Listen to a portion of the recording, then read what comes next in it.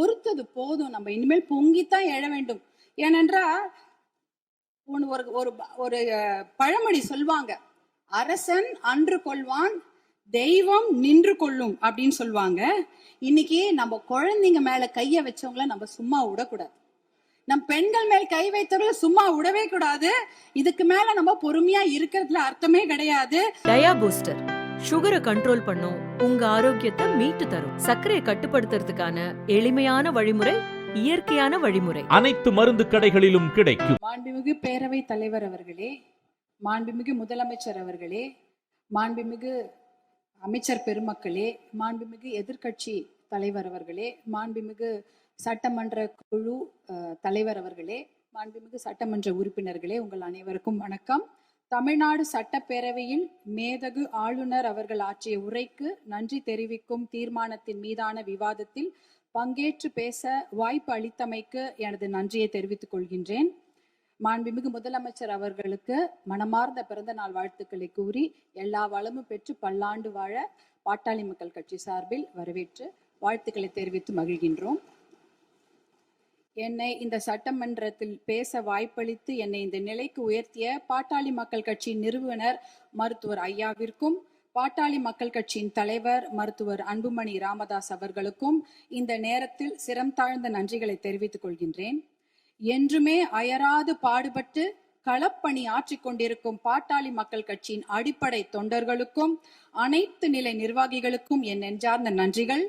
என்னுடைய தேர்தல் வெற்றிக்கு உறுதுணையாக நின்ற அனைத்து கூட்டணி கட்சி தலைவர்களுக்கும் எனது மனமார்ந்த நன்றிகளை இந்த நேரத்தில் உரித்தாக்குகிறேன். என் மேல் அன்பும் பாசமும் நம்பிக்கையும் வைத்து எனக்கு வாக்களித்த எனது தர்மபுரி சட்டமன்ற தொகுதி வாக்காளர் பெருமக்களுக்கும் அனைத்து சகோதர சகோதரிகளுக்கும் என் மனமார்ந்த நன்றிகள்.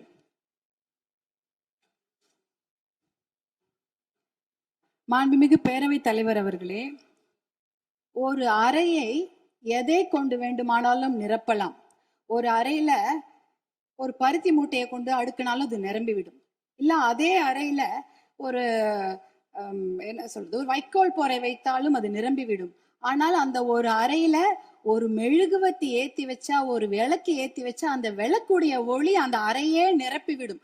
அப்படிப்பட்ட ஒரு நிகழ்ச்சியை தான் நான் மாண்புமிகு ஆளுநர் அவர்கள் உரையில நான் பார்த்தேன்.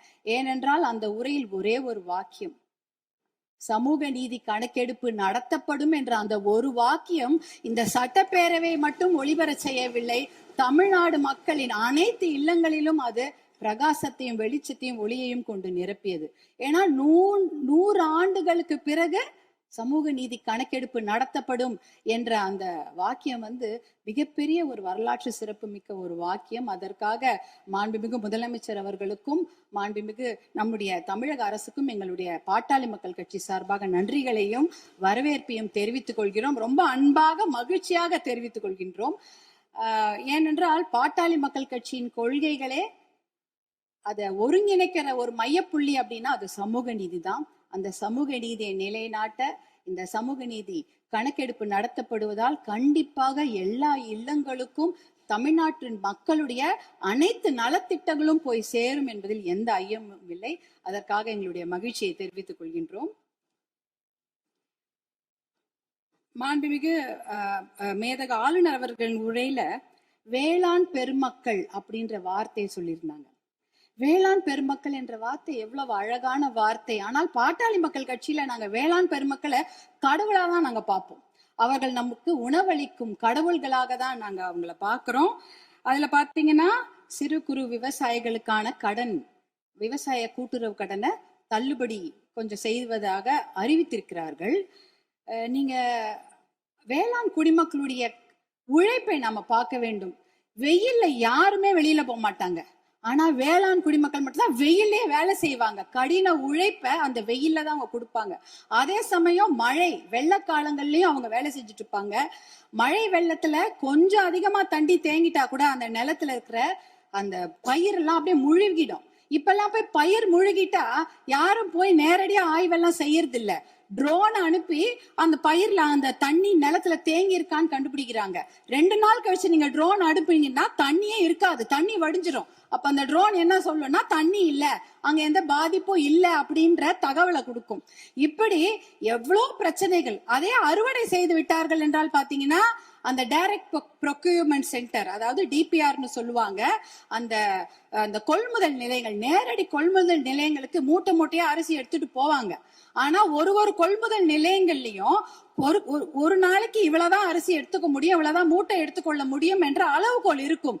ஆனால் அந்த அளவுகோலுக்கு மேல ஆயிடுச்சுன்னா அந்த மூட்டையை வச்சுட்டு வெயிலையும் மழையிலயும் அங்கேயே இருக்கணும். அது என்னவா இருந்தாலும் சரி, மூட்டையை அவங்க நிலத்துல இருந்து எடுத்துட்டு போயிட்டாங்கன்னா தனியார் அந்த கொள்முதல் நிலையங்கள் வாசல்லே படுத்து கிடப்பாங்க. மழை பெஞ்சிச்சுன்னா அந்த மூட்டையெல்லாம் உள்ளே முளைச்சிடும், கெட்டு போயிடும். இப்படி எத்தனையோ சிரமங்களை மீறி தான் அவங்க நம்மளுடைய உணவு மேசைக்கு சாப்பாடை கொண்டு வராங்க. அதற்காக அவங்க வாங்குற கடன் பாத்தீங்கன்னா தனியார் வங்கிகள்ல வாங்குவாங்க, தேசிய வங்கிகளை வாங்குவாங்க, கூட்டுறவு கடன் வாங்குவாங்க, யாருக்கிட்ட வேணாலும் கடன் வாங்கி அந்த விவசாயத்தை செய்வாங்க. அப்படி இருக்கும்பொழுது அந்த வங்கி கடன்களை நாம தள்ளுபடி செய்ய வேண்டும். மகாராஷ்டிரால பாத்தீங்கன்னா எல்லா வங்கி கடன்களையும் தள்ளுபடி செய்திருக்கிறாங்க. நம்ம தமிழ்நாட்டுல நம்ம கூட்டுறவு கடன், அந்த கடனை வாங்கின கடனை முழுமையாக தள்ளுபடி செய்ய வேண்டும் என்பதுதான் எங்களுடைய வேண்டுகோள். அப்படி ஏன் தெரியுங்களா, தமிழ்நாட்டுடைய ஒரு 3 பேர்ல 2 பேர் விவசாயத்துக்கும் விவசாயத்தை சார்ந்த தொழில் செய்யறாங்க தமிழ்நாட்டுல. அப்படி இருக்கும் பொழுது வருஷத்துக்கு நீங்க 10,000 கோடி கடன் வாங்கினவங்க கூட சந்தோஷமா வெளிநாட்டுல வாழ்ந்துடுறாங்க கடனை கட்டாம. ஆனா 10,000 ரூபாய் கடன் வாங்கிட்டு அந்த கடனை யாரா வீட்டு வாசல்ல வந்து கேட்டாங்கன்னா அவமானம் தாங்காம தற்கொலை பண்ணிக்கிறாங்க. 2021, 22, 23 கிட்டத்தட்ட 1968 விவசாயிகள் தமிழ்நாட்டுல தற்கொலை பண்ணியிருக்கிறாங்க. அப்படின்னா ஒரு நாளைக்கு 2 பேர், ஒரு நாளைக்கு 2 விவசாயிங்க தற்கொலை பண்ணிருக்கிறாங்கன்றத இந்த புள்ளி விவரம் சொல்லுது. அவங்களெல்லாம் நம்ம காப்பாத்தி ஆகணும். இப்ப சூப்பர் எல்னினோ வரப்போகுது. அந்த சூப்பர் எல்னினோனா கடுமையான வறட்சி, அதுக்கு நம்ம தயாரா இருக்கணும். இன்னும் எவ்வளவு கடன் வாங்குவாங்களோ அவங்க தெரியாது. நம்ம விவசாயிங்க எங்க இருக்காங்க தெரியுங்களா, 100 அடி ஆழத்தை பள்ளத்துல இருக்கிறாங்க. 100 அடி ஆழ பள்ளம் கடன் சுமையில. ஆனா நீங்க நம்மளுடைய தமிழக அரசாங்கம் இன்னைக்கு அவங்க 50 அடி ஆழ கயிறு தான் கொடுத்திருக்கீங்க. எப்படி வெளியில வருவாங்க? 50 அடி கயிறை அவன் 100 அடி ஆளும் பள்ளத்து இருக்கிறாங்க அந்த விவசாயிங்க, எப்படி வெளில வருவாங்க? முழுமையான கடனை தள்ளுபடி செய்தா தானே அவங்க அந்த கடன் பிரச்சனை வெளியில வந்து அவங்க அடுத்த வேலையை பார்க்க முடியும். அதனால நீங்க உங்களுடைய அதிகாரிகள், மாண்புமிகு பேரவைத் தலைவர்கள், உங்கள் வாயிலாக முதலமைச்சரை நாங்க கேட்டுக்கொள்வதுதான், உங்களுடைய அதிகாரிகள் சொல்லுவாங்க, ஐயோ நிதி சுமை, கடன் சுமை, கூடுதல் செலவினம் அப்படிலாம் சொல்லுவாங்க. ஆனா அதையெல்லாம் நீங்க அதையெல்லாம் ஒரு புறம் ஒதுக்கி வைத்து விட்டு அவர்களுக்கு முழு கடன் தள்ளுபடி செய்யணும். ஏற்கனவே 2000 கோடியா 6000 கோடியா உயர்த்திட்டீங்க. இன்னும் ஒரு 18,000 கோடியா அந்த கடன் தள்ளுபடி, கூட்டுறவு கடன்களை மட்டும் தள்ளுபடி செய்யுங்க. ஏன்னா ஏற்கனவே அவங்க 1 வருஷத்துக்கு தான் தள்ளுபடி செய்திருக்கிறீங்க. அதற்கு முன்னால ஒரு 2 வருஷம் கடன் அவங்க வாங்கி வச்சிருக்கிறாங்க. அந்த முழுமையாக தள்ளுபடி செய்தீர்கள் என்றால் அவங்க கண்டிப்பாக எத்தனையோ கடுமையாக உழைக்க தயாராக இருக்கிறார்கள். அவங்களுக்கு அந்த ஒரு ரெஸ்பெக்டை நம்ம கொடுக்கணும், அவங்களுக்கு அந்த நிவாரணத்தை நாம் தர வேண்டும் என்று உங்களை எல்லாம் நாங்க அன்போடு கேட்டுக்கொள்கின்றேன். அடுத்ததாக பாத்தீங்கன்னா, தமிழ்நாட்டில் 2026ஆம் ஆண்டில் ஆட்சி மாற்றம் ஏற்படுவதற்கு காரணமாக இருந்தது பெண்கள் மற்றும் குழந்தைகளுக்கு எதிரான குற்றங்கள் கட்டுப்படுத்தப்படாமல் அதிகரித்ததுதான். ஆனால் ஆட்சி மாற்றம் ஏற்பட்ட பிறகும் அதே நிலை தொடர அனுமதிக்க கூடாது. பொறுத்தது போதும், நம்ம இனிமேல் பொங்கித்தான் எழ வேண்டும். ஏனென்றால் ஒரு பழமொழி சொல்வாங்க, அரசன் அன்று கொள்வான், தெய்வம் நின்று கொள்ளும் அப்படின்னு சொல்லுவாங்க. இன்னைக்கு நம்ம குழந்தைங்க மேல கைய வச்சவங்கள நம்ம சும்மா விடக்கூடாது. நம் பெண்கள் மேல் கை வைத்தவர்கள் சும்மா விடவே கூடாது. இதுக்கு மேல நம்ம பொறுமையா இருக்கிறதுல அர்த்தமே கிடையாது. துபாய், அரபு நாடுகள், இல்ல சிங்கப்பூர் போன்ற நாடுகள்ல எல்லாம் இப்படிப்பட்ட கொடுமையான குற்றங்களை செய்தவர்களுக்கு உடனடியாக சட்டப்படி மரண தண்டனை கொடுக்கிறார்கள். அந்த மரண பயத்தையும் உயிர் பயத்தையும் அந்த தப்பு செய்தவங்களுக்கு நம்ம கொடுக்கணும். அப்படி இருந்தாதான் இந்த பெண்கள் குழந்தைகளை காப்பாற்ற முடியும். வேற வழியே கிடையாது.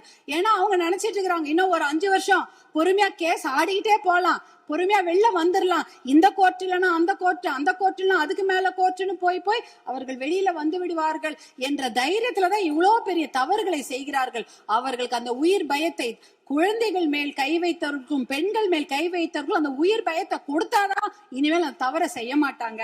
அதுக்காக இனிமேல் நாம பொறுத்தது போதும், பொங்கி எழ வேண்டும் என்று மறுபடியும் நான் உங்களை வேண்டி விரும்பி கேட்டுக்கொள்கின்றேன். அப்புறம் தருமபுரி மாவட்டத்திற்கு ஒரு என்னுடைய கோரிக்கைகள்.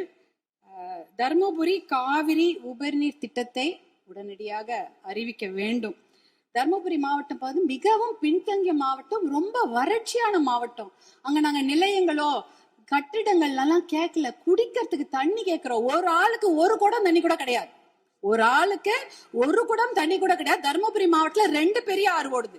காவிரி ஆறு ஓடுகிறது, தென்பெண்ணை ஆறு ஓடுகிறது. ஆனா அதுல இருந்து தண்ணி அவங்களால குடிக்க முடியாது. ஏன்னா அந்த தண்ணி அவங்க வீட்டுக்கு வராது, பார்க்க தான் முடியும். நேரா பாப்பாங்க, ஆறு எதிர்க்க ஓடும், தண்ணி வீட்டுக்கு வராது. இப்படிதான் அதனோட நிலைமை. அந்த தர்மபுரி காவிரி உபரிநீர் திட்டத்தை செயல்படுத்தினாங்கன்னா கண்டிப்பாக தண்ணி வந்து அவங்களோட ஏரி குளங்களில் நிரம்பிவிடும், எத்தனையோ குடும்பங்கள் பிழைத்து விடும். அது ஒரு அந்த திட்டத்துக்கு நீங்க புளோரோசிஸ் கூட, புளோரைடு கூட தர்மபுரி மாவட்டத்துல இருக்கு. எல்லாருடைய பல்லும் கருப்பு கருப்பா இருக்கும், மஞ்சள் கலரா இருக்கும் தர்மபுரி மாவட்டத்துல மக்கள். அது பாத்தீங்கன்னா அந்த புளோரோசிஸ்ன்ற ஒரு தன்மை, அதெல்லாம் குறைக்கணும்னா நல்ல தண்ணியை கொடுங்க. தர்மபுரி காவிரி உபரிநீர் திட்டத்தை நீங்கள் செயல்படுத்துமாறு அன்போடு கேட்டுக்கொள்கின்றேன். அடுத்தது தர்மபுரியில சிப்காட் தொழிற்பேட்டை அனௌன்ஸ் பண்ணி 18 வருஷம் ஆச்சு. 2 முறை அதுக்கு திறப்பு விழா பண்ணியாச்சு. ஆனா கூடுதல் நிதி ஒதுக்கீடு செய்ய வேண்டும். அந்த இடத்துல 2 நிமிஷம் கூடுதல் நிதி ஒதுக்கீடு செய்து தர்மபுரி மாவட்டத்திற்கு வந்து அந்த சிப்காட்டை உயிர் கொடுக்கணும். ஏன்னா தர்மபுரி மாவட்டத்துல 3 லட்சம் இளைஞர்கள், 3 லட்சம் குடும்ப தலைவர்கள் புலம்பெயர்ந்து மற்ற ஊருக்கு போய் பழைச்சிட்டு இருக்கிறாங்க. அவங்க குடும்பத்தோட சேர்ந்து வாழறதுக்கு நீங்க வழிவகை செய்யணும். கூடுதல் நிதி ஒதுக்கீடு செய்து அந்த சிப்காட்டுக்கு உயிர் கொடுக்க வேண்டும் என்று கேட்டுக்கொள்கின்றேன். அடுத்தது பாத்தீங்கன்னா தர்மபுரி மொரப்பூர் ரயில்வே திட்டம். சென்னையில இருந்து எல்லாரும் அவங்க ஊர் தலைநகருக்கும் மாவட்ட தலைநகருக்கு ட்ரெயின்ல போலாம். ஆனா எங்க ஊருக்கு மட்டும் போகவே முடியாது ட்ரெயின்ல. தர்மபுரிக்கு சென்னைக்கும் ட்ரெயின் கனெக்ஷன் கிடையாது. அதுனா மொரப்பூர்ல ஒரு பெரிய பிட்டு வந்து உடஞ்சு போயிருக்குது. அதுக்காக பாட்டாளி மக்கள் கட்சி நாடாளுமன்ற உறுப்பினர்கள் 2004 இருந்து போராட்டம் பண்ணி 2019 அந்த திட்டத்துக்கு அனுமதி வாங்கி ஃபண்டும் வாங்கி கொடுத்துட்டாங்க. ஆனா நிலத்தை வாங்கி கொடுப்பதில் கொஞ்சம் நிறைய சிக்கல்கள் இருக்கு. 50% நிலம் மட்டும்தான் அதுக்கு ஒதுக்கீடு செய்திருக்கிறாங்க. அந்த திட்டத்தை விரைவாக செயல்படுத்த வேண்டும். அதற்கு நீங்கள் சிறப்பு கவனம் தமிழக அரசாங்கம் செய்ய வேண்டும் என்று உங்களை அன்போடு கேட்டுக்கொள்கின்றேன். வருமானம் இல்லைன்னு நம்ம சொல்லிட்டு இருக்கிறோம். ஆனால் நிறைய நல்ல திட்டங்கள் இருக்கிறது. அதாவது பாலிசி டிசிஷன்ஸ் பண்ணாலே அந்த வருமானம் தேவை கிடையாது. இப்ப இளைஞர்களுக்கு வேலை வாய்ப்பு 75% நீங்கள் உறுதி செய்து விட்டீர்கள் தனியார் துறையில அப்படின்னு சொன்னீங்கன்னா, தனியார் துறையா அவங்களுக்கு வேலையை கொடுப்பாங்க. தமிழ்நாட்டு இளைஞர்களுக்கு வேலை கொடுக்கப்படும். இப்ப வேலையில்லா திண்டாட்டம் அதுவே குறைஞ்சிடும். அதே போல மாவட்டங்கள் அதிகமாக இருக்கிறது தமிழ்நாட்டுல. அதாவது அதை வந்து நம்ம மாவட்டங்களை பிரித்தால் ஒரு கொஞ்சமாக நிதி சுமைதான், ஆனா மாவட்டம் மிகப்பெரிய வளர்ச்சியை பெற்றுவிடும். அதே போல பில்ஃபரேஜை குறைக்கிறோன்ட்டு கவர்னருடைய ஆளுநர் உரையில இருந்தது. கனிம வள கொள்ளை வந்து தடுத்துட்டா 1.5 லட்சம் கோடி 2 லட்சம் கோடி ரூபாய் நம்மால வருவாய் வந்து தமிழ்நாட்டுக்கு கிடைக்கும். அதே போல சேவை உரிமை பெறும் சட்டம் 21 மாநிலங்கள்ல இருக்கிறது. அது வந்து பொதுமக்களுடைய நலனுக்காக கொண்டு வரப்பட்டது. அது பாத்தீங்கன்னா அதனால எப்படின்னா எந்த ஒரு விஷயத்துக்காக பொதுமக்கள் அப்ளை பண்றாங்களோ உடனே வந்து சேர்ந்துரும், 1 பைசா செலவில்லாம. சேவை உரிமை சட்டம், லோக ஆயுக்தாவை பலப்படுத்த வேண்டும். இப்படி போன்ற பில்ஃபரேஜ்களை தடுத்தாலே தமிழ்நாட்டுக்கு வருவாய் ஏற்பட்டுவிடும். பாலிசி டிசிஷன்ஸ் பண்ணும்பொழுது எந்த ஒரு நிதி சுமையும் கிடையாது. இப்படிப்பட்ட திட்டங்களை எல்லாம் நீங்க கவர்னர் உரையில, அமேதக ஆளுநர் உரையில சிலவற்றை அறிவிப்பு செய்திருக்கிறீர்கள், சிலவற்றை அறிவிப்பு செய்யாமல் இருக்கிறீர்கள். அதையெல்லாம் கொண்டு வர வேண்டும் என்று உங்களை கேட்டுக்கொண்டு, எனக்கு இந்த வாய்ப்பை அளித்த பேரவைத் தலைவர் அவர்களுக்கும் மாண்புமிகு முதலமைச்சர் அவர்களுக்கும் எல்லோருக்கும் என்னுடைய சட்டமன்ற உறுப்பினர்கள் என் மனமார்ந்த நன்றியை தெரிவித்துக் கொள்கின்றேன்.